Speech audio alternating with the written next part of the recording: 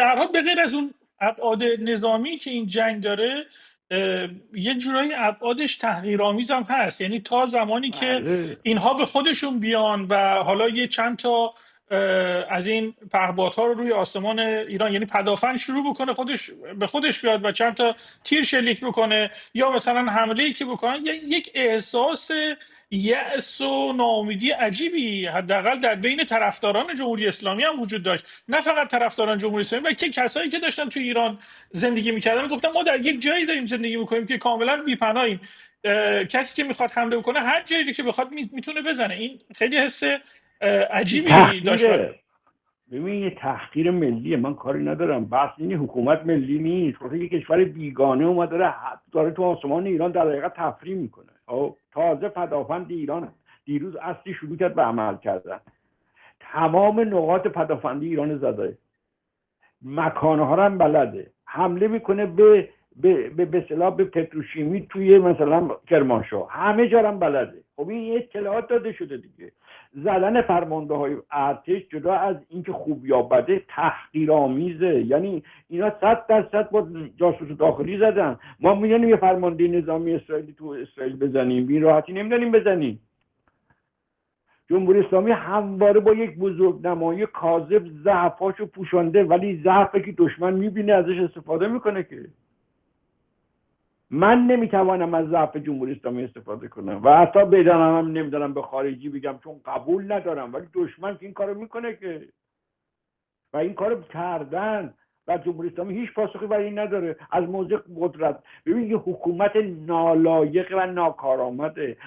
نالایق یعنی شما نظامی ارتشی خودت مقابل مردم قرار بدین، بزرگترین حماقته. ارتش برای مقابله با خارجی است، نیروی نظامی برای مقابله با خارجی است. آقای خامنه‌ای پاسداران مقابل مردم قرار داد، مردمی که حرف خاصی نزده بودن. تو هم فیلم جعفر پناهی ساخته، یک اتفاق ساده، یارو میگه من اسرائیلی ام که اومده بودم تظاهرات میکردم میگفتم آقا حق بیمه منو بدید. یه مشت از نمونه خلواره دیگه. من کجا اسرائیلی بودم؟ حق بیمه منو بدید، من کارگرم بدبختم باید زندگیمو بگذرونم. این اتفاق آقای خامنه‌ای تو ایران رقم زده و حکومت جمهوری اسلامی عاملش بوده. و شما اسرائیل در حالت سیاسی در بهترین حالت حمله کرده، حکومتی که با مردم خودش یک اقیانوس فاصله داره. حالا یه سری مردم هم هوادار حکومت هستن، اما اساسا این حکومت نمیدونه با مردم همراه بشه. خب همه اینا رو در نظر میگیری، بعد جاسوس اسرائیل عمل میکنه و معمولا هم الان این همه روزنامه نگار گرفتن، کدام اینا جاسوس اسرائیل بودن؟ اولین این عینی که به همه یه مخالفت روزنامه نگار میزنن میگن تو جاسوس اسرائیلی، پس کو؟ جاسوس هیچ کدامش نبود. اصلا این جاسوس اسرائیلی روزنامه نگار از حق روزنامه نگاری حرفی خودش دفاع میکنه. شما را روزنامه‌های اسرائیل بخونید، در اوج حمله به غزه یه سری میان انتقاد میکنن، میگن نباید به غزه حمله کنی. حارس. خب شما همون سیستم اسرائیل نگاه بکن. بسیاری خب از این این فعالان شما مدنی هم که در واقع دستگیری میشن، یکی از مهمترین اتهاماتشون این است که شما جاسوس جاسوسی موسادید. باز این همسویی سیاست اتحاد جماهیر شورویه. غرب هم سیاست اتحاد جماهیر شوروی در مورد ما پسندیده. یعنی ایران اینقدر برود تا اسقاط بشود. حالا اسرائیل اومده این وسط با خاطر ماندن خودش و عوامل دیگه جنگ هم راه انداخته، اینم به اسقاط شدن ایران کمک میکنه. این سیاست خامنه‌ای، سیاست نظام جمهوری اسلامی میخواد ایران اسقاط کنه. یه فروپاشی، یه بی‌نظمی. الان شما دقت بکنید این همه آدم زدن.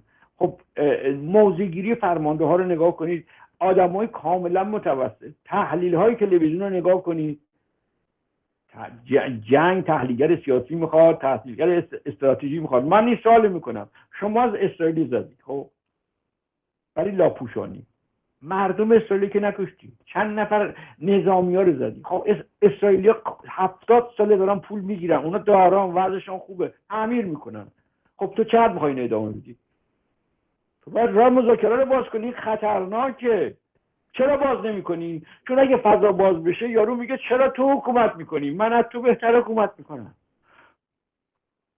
برای اینکه حکومت کنی کشور اسیر کردی. و این بدبختی هم سر مردم آوردیم.